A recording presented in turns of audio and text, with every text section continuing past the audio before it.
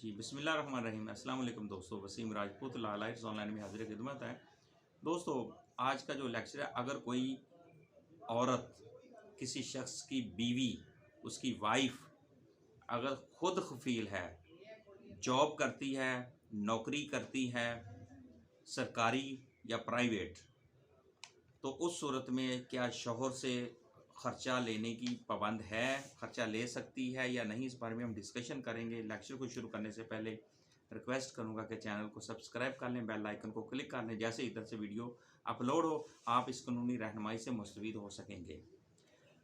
दोस्तों, सवाल यह है कि अगर कोई किसी शख्स की बीवी अगर नौकरी करती है, शादी से पहले की नौकरी कर रही थी या शादी के बाद नौकरी करती है, जॉब करती है, सरकारी हो या गैर सरकारी प्राइवेट हो, तो वो अपने हस्बैंड से ख़र्चा ले सकती है और उसका शौहर जो है वो ख़र्चा देने का पाबंद है।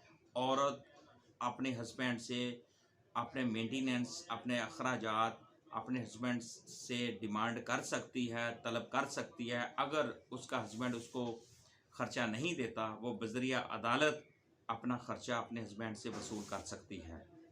तो ये दोस्तों एक रिट पिटीशन थी 1289/2020। ये उसमें एक औरत जॉब करती, उसका हस्बैंड उसको ख़र्चा नहीं देता था और वो अदालत में चली गई।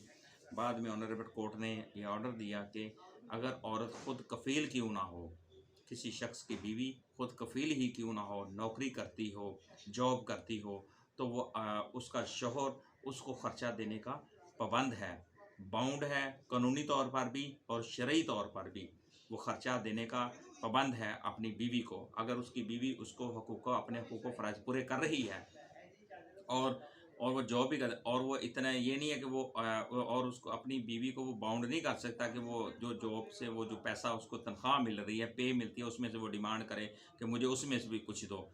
उस चीज़ की भी वो औरत बाउंड नहीं है कि अपने हस्बैंड को वो अपनी तनख्वाह भी दे। इस चीज़ की वो उल्टा अपने हस्बैंड से पैसे की डिमांड कर सकती है, अपने अखराजात की, अपने ख़र्चे की डिमांड कर सकती है, और उसका शौहर बाउंड है। अस्सलाम वालेकुम।